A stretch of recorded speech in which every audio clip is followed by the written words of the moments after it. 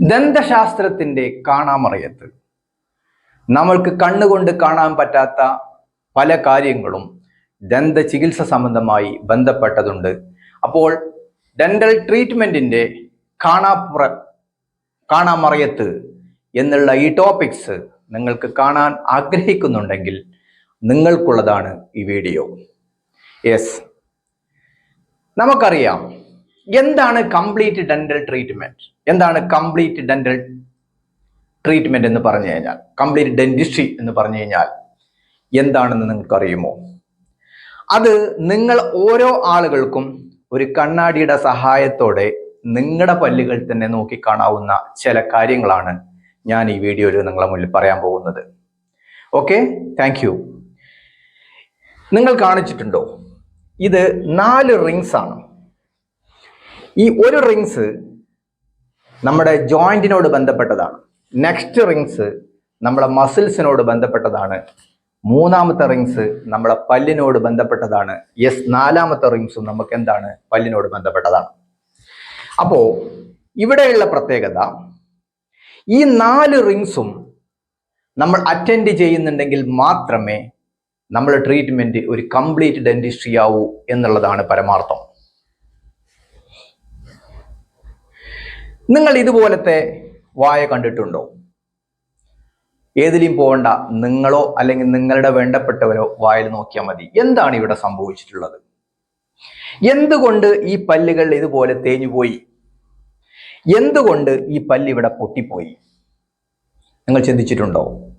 Yes, ആദ്യത്തെ റിങ്സിന്റെ ഫോൾട്ടാണത്. നമ്മൾ കാണിച്ച ആദ്യത്തെ റിങ്സിന്റെ ഫോൾട്ടാണ്. ആ ഫോൾട്ട് കറക്റ്റ് ചെയ്യാതെ ഈ പേഷ്യൻസിന്റെ പല്ലിനെ ട്രീറ്റ്മെന്റ് ചെയ്യുന്നത് ദാറ്റ് ഈസ് ഫൂളിഷ്നെസ്. ഒരു പ്രയോജനം അതുകൊണ്ടില്ല. ഇനി നിങ്ങൾ ഇതുപോലത്തെ പല്ല് ശ്രദ്ധിച്ചിട്ടുണ്ടോ? നിങ്ങൾ കണ്ണാടിയിൽ നോക്കിക്കഴിഞ്ഞു കഴിഞ്ഞാൽ നിങ്ങൾക്ക് അറിയാൻ പറ്റും ഇതുപോലത്തെ പല്ലുകൾ. എന്താ സംഭവിച്ചത്? പല്ലിന്റെ ഉൾവശം തേഞ്ഞു പോയിട്ടുണ്ട്.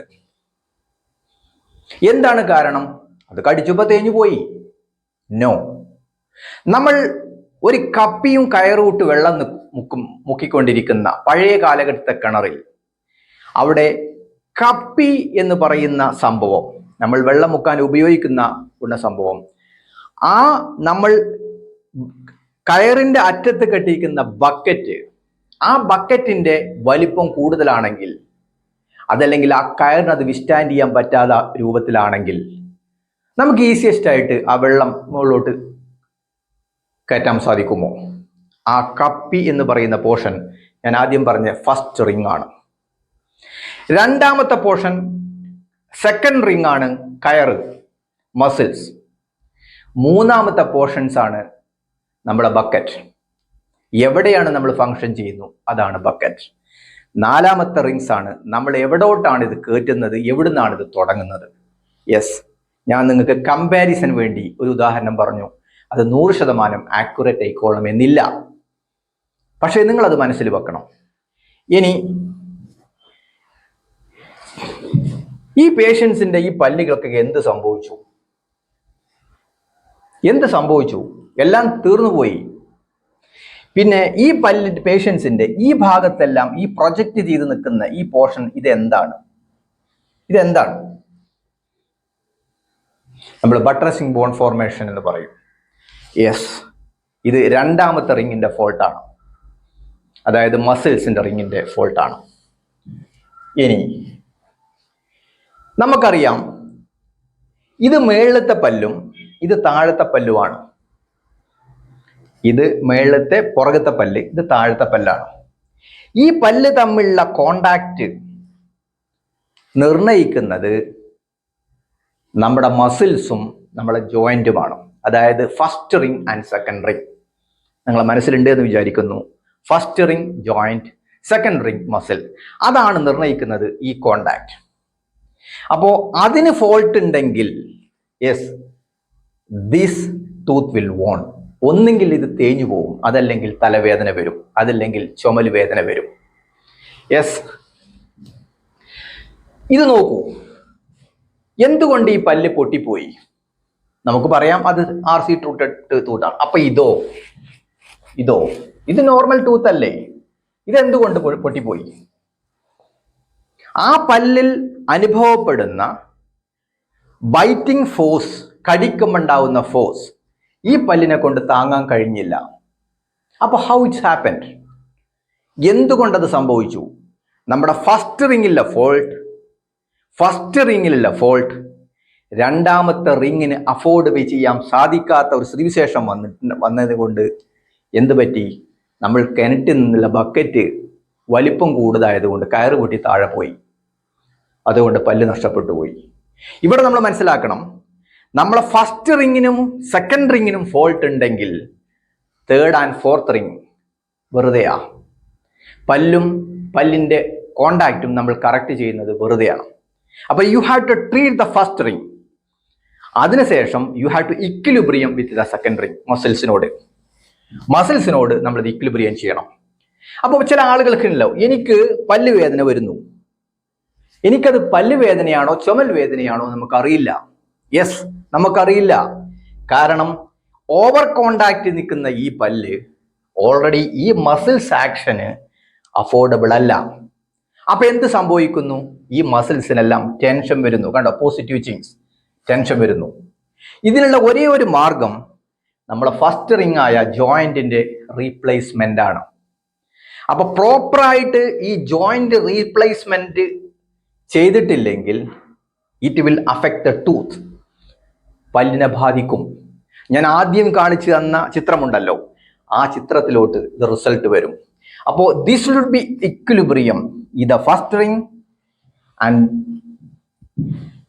റിങ്ങും സെക്കൻഡ് റിങ്ങും ഇത് ഇക്വിലിബ്രിയത്തിലായിരിക്കണം. ഈ റിങ്ങും ഈ സെക്കൻഡ് റിംഗ് ആയ മസിൽസും ഇക്വിലിബ്രിയത്തിലായെങ്കിലേ തേർഡ് റിങ്സിനെ നമുക്ക് സേവ് ചെയ്യാൻ പറ്റുള്ളൂ. അല്ലെങ്കിൽ തേർഡ് റിങ്സ് എന്ത് സംഭവിക്കും? Either it is worn off, otherwise it will break. ഒന്നെങ്കിൽ പൊട്ടും, അതല്ലെങ്കിൽ തേഞ്ഞു പോകും.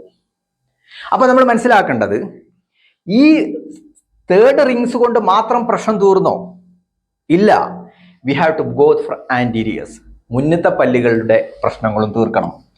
ആ മുന്നത്തെ പല്ലിന്റെ പ്രശ്നം തീർക്കണം എന്നുണ്ടെങ്കിൽ ഈ പല്ലിൽ ഇടിച്ചു നിൽക്കുന്ന ഈ കംപ്ലൈന്റ് നമ്മൾ ഈ ജോയിന്റിന്റെ പ്ലേസ്മെന്റ് കറക്റ്റ് ആക്കിയതിനു ശേഷം ഇത് കറക്ഷൻ ചെയ്യുമ്പോൾ ഈ പല്ലുകൾ തമ്മിലുള്ള കോണ്ടാക്ട് നമുക്ക് വരും.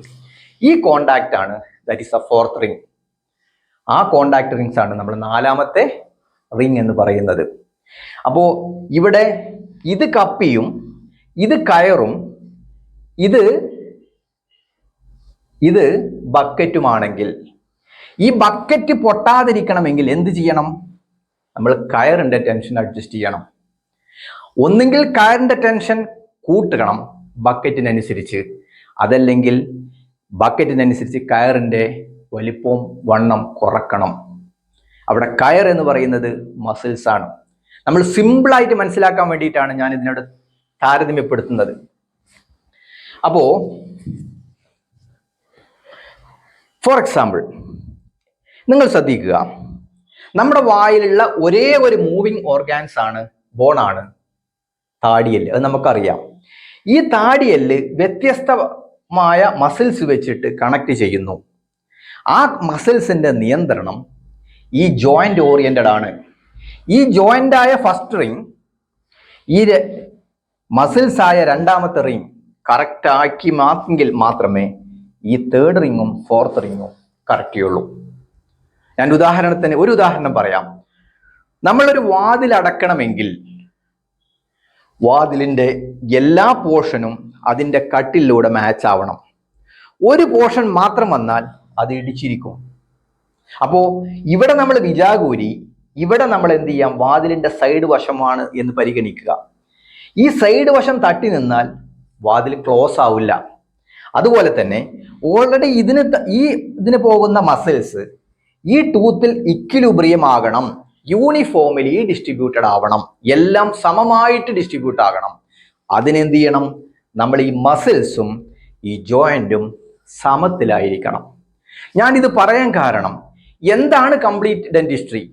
ഒറ്റ തവണ ഡെന്റൽ ട്രീറ്റ്മെന്റ് എടുത്തു കഴിഞ്ഞാൽ കംപ്ലൈന്റ് തീരുമെന്ന് നമുക്ക് കേൾക്കുമ്പോൾ നിങ്ങൾക്കെല്ലാം അത്ഭുതം തോന്നാം.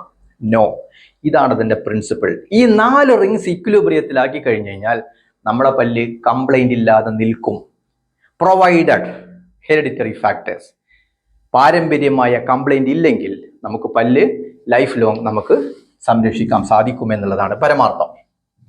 ഇനി ഞാൻ ഇത് സെക്കൻഡ് റിങ്ങിനെ സംബന്ധിച്ച് this is third ring, fourth ring ഇവിടെ ഓക്കെ അല്ല.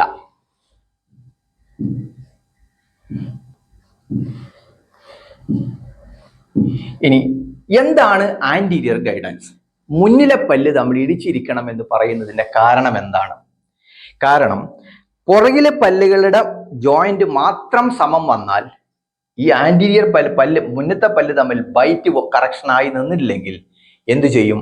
നമ്മൾ കടിക്കുന്ന ഫോഴ്സ് പുറകു വശത്തോട്ട് ഡിസ്ട്രിബ്യൂഷൻ ചെയ്യും. പുറകത്തോട്ട് പോയി കഴിഞ്ഞ് കഴിഞ്ഞാൽ തീർച്ചയായിട്ടും അത് ജോയിന്റിനെ ബാധിക്കും, നമ്മുടെ ജോയിന്റിനെ അത് ബാധിക്കും. അത് നമുക്ക് പല്ലിൽ നോക്കിയാൽ കാണുന്ന ഒരു സംഭവമുണ്ട്. അപ്പൊ ഇത് കറക്ഷൻ ആണോ എന്ന് നമുക്ക് അല്ലെങ്കിൽ നിങ്ങളെ വായിലോട്ട് നിങ്ങൾ നോക്കൂ. ഇതുപോലത്തെ പ്രശ്നങ്ങൾക്ക് നിങ്ങൾക്ക് ഉണ്ടാവും. ഓൾറെഡി പല്ലിന്റെ ഉൾവശം നമുക്ക് തേഞ്ഞു പോയിട്ടുണ്ടാവും. ഉൾവശം തേഞ്ഞു പോയിന് നമ്മൾ അവിടെ ഫില്ലിങ് ചെയ്തിട്ട് കാര്യമല്ല. You have to correct the first ring and the second ring and make it equilibrium. ഇത് ഇക്വിലിബ്രിയത്തിൽ കൊണ്ടുവന്നെങ്കിൽ മാത്രമേ നടക്കുള്ളൂ. അപ്പൊ ഈ ഒരു സ്ലൈഡ് പ്രകാരം നമ്മൾ മനസ്സിലാക്കണം, മസിൽസ് നമ്മളെ താടിയെല്ലിന്റെ മൂവ്മെന്റിന് അഭേദ്യമായ ഒരു ഫാക്ടറാണ്. അപ്പൊ മസിൽസും താടിയെല്ലും ജോയിന്റും തമ്മിൽ ഒരു റിലേഷൻ ഉണ്ട്. This is number 1. നമ്പർ 2 എന്ന് പറഞ്ഞു കഴിഞ്ഞാൽ നമ്മളെ താടിയെല്ലും നമ്മുടെ സ്കെലിറ്റനും, നമ്മളെ താടിയെല്ലും നമ്മുടെ തലയോട്ടും നമ്മളെ താടിയും തമ്മിൽ ഒരു ബന്ധമുണ്ട്. കാരണം ഇതാണ് നമ്മൾ ഫോഴ്സ് നിർണ്ണയിക്കുന്നത്, നമ്മൾ കടിക്കുമ്പോൾ ഉണ്ടാവുന്ന ഫോഴ്സ് നിർണ്ണയിക്കുന്നത്. അപ്പോൾ കൺക്ലൂഷനിലോട്ട് വരാൻ പോകുന്നതിന് മുമ്പ് ഞാൻ പറയാണ്, this is the first ring. ഏതാണ്? വെള്ളം മുക്കുമ്പോഴുള്ള കപ്പി. This is the second ring. എന്താണ്? വെള്ളം കോരുമ്പോൾ ഉപയോഗിക്കുന്ന കയറ്. നമ്പർ 3 എന്ത്? Bucket. This will be uniform. ബക്കറ്റിന്റെ വലിപ്പം അത് കയറിന്റെ ടെൻഷൻ അനുസരിച്ച് യൂണിഫോം ആയിട്ടില്ലെങ്കിൽ നമ്മുടെ കയറ് പൊട്ടും. ഇവിടെ കയറല്ല പൊട്ടുന്നത്, ബക്കറ്റാണ് പൊട്ടുന്നത്. എന്താണ് ഇവിടെ ബക്കറ്റ്? നമ്മളെ പല്ലുകൾ. അപ്പോ ഈ ഫോഴ്സ് ഇക്വിലിബ്രിയം ആണെങ്കിൽ മാത്രമേ നമ്മളെ കംപ്ലീറ്റ് ഡെന്റിസ്ട്രി എന്ന് പറയുന്ന കൺസെപ്റ്റ് കറക്റ്റ് ആവുള്ളൂ. ഇതിനകത്തോട്ട് അസോസിയേറ്റ് ചെയ്തിരിക്കുന്ന ഒരു സ്റ്റോറി കൂടിയുണ്ട്. ആ സ്റ്റോറി കൂടിയും പറയുമ്പോൾ മാത്രമേ നമുക്ക് ഇത് കംപ്ലീറ്റ് ആവുള്ളൂ. കാരണം പാങ്കി ഇൻസ്റ്റിറ്റ്യൂട്ട് ഓഫ് ഡെന്റൽ സയൻസ് എന്ന് പറയുന്ന യു എസ് എയിൽ ഒരു സ്ഥാപനമുണ്ട്. ഈ പാങ്കി എന്ന് പറയുന്ന ഒരു ഡെന്റൽ ഡോക്ടർ ആയിരുന്നു. അപ്പോൾ ഡെന്റൽ ഡോക്ടറായ പാങ്കിയുടെ അടുത്ത് പാങ്കിയുടെ മദർ വന്നു. അവർക്ക് ഫേഷ്യൽ പെയിൻ ആണ്. ഫേഷ്യൽ പെയിൻ ആയ സമയത്ത് പാങ്കി എന്ത് ചെയ്തു? റീസൺ ഒന്നും കാണുന്നില്ല.